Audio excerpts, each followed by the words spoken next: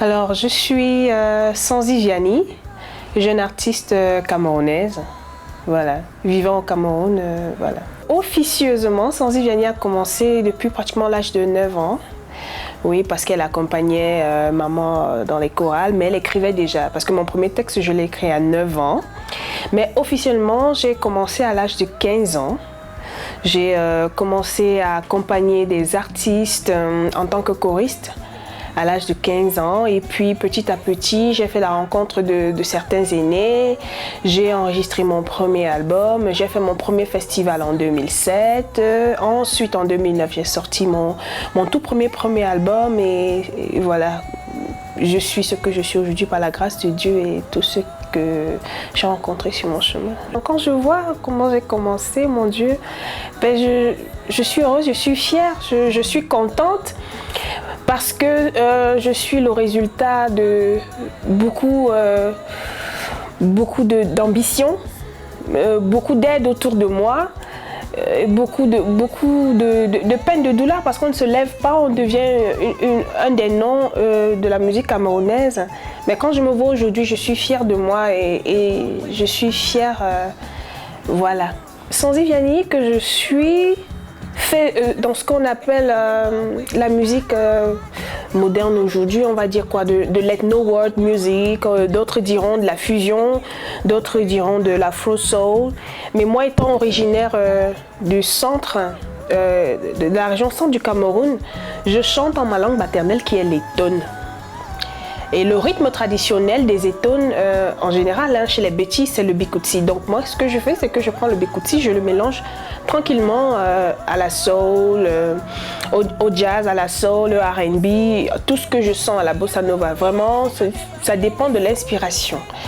Et la plupart des messages en fait que je véhicule à travers ma musique, c'est beaucoup plus des messages d'encouragement. C'est vrai que je parle de ce qui touche la femme en particulier. Certains pensent que je suis un peu féministe, mais c'est juste que j'aime les problèmes qui sont liés à la femme, tels que la polygamie ou alors la perte d'un être cher, genre son époux, son fiancé.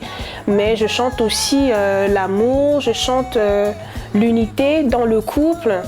Je chante le désir d'être ambitieux en tant que jeune femme. Je décris le droit de cuissage, n'est-ce pas, comme source, comme base pour avancer dans la société, parce que le mérite c'est important. Je chante aussi le pardon qui est nécessaire dans cette société où l'intolérance vraiment a beaucoup de place. Vraiment, je suis plus dans la musique d'exhortation pour que les chrétiens ou les non-chrétiens puissent se retrouver dans ma musique. Je défends la nécessité d'être une femme de valeur. C'est important pour moi. Je défends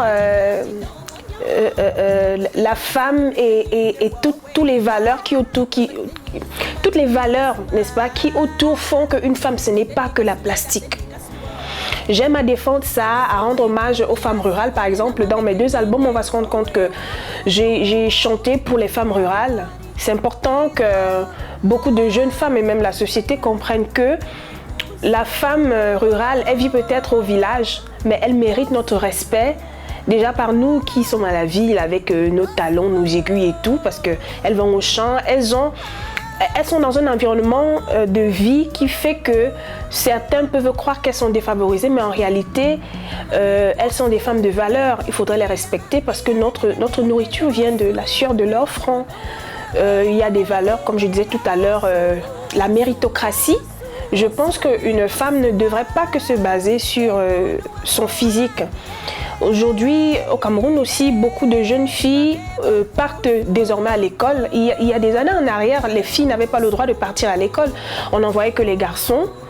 Alors, c'est important pour moi de défendre le fait qu'on peut être une femme éduquée et très belle à la fois. Au Cameroun, je pense humblement que ma musique est reçue avec beaucoup de joie. Et je ne sais pas, le mot m'échappe, mais ce que j'ai envie de dire, c'est que je fais partie de ces jeunes ambassadeurs de la musique camerounaise qui fait que certains sont fiers. Parce que Sanzi Vianney ne fait pas une musique dénudée. J'ai toujours pas tout le temps le foulard attaché. Vraiment, je fais tout pour être cette ambassadrice qui, au-delà du Cameroun, va vendre l'Afrique. Je me plais à montrer qu'une femme africaine est très belle.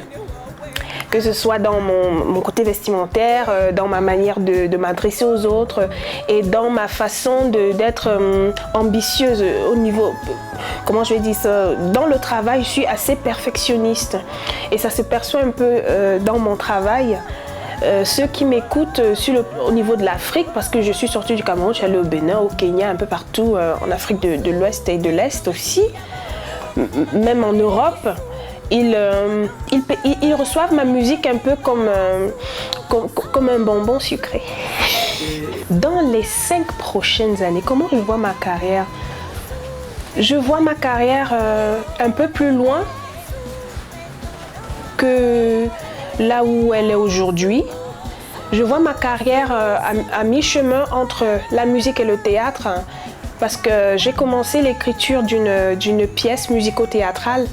Je suis assez amoureuse de tout ce qui est musique mais aussi comédie.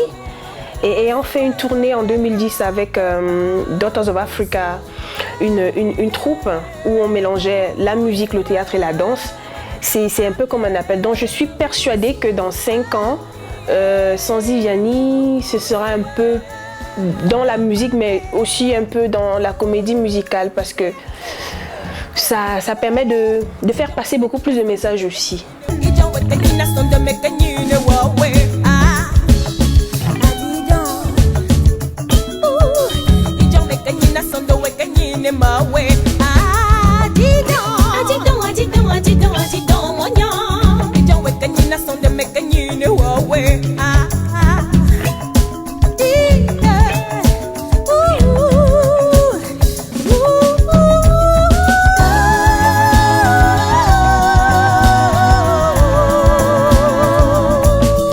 La musique, c'est sur Africa 24.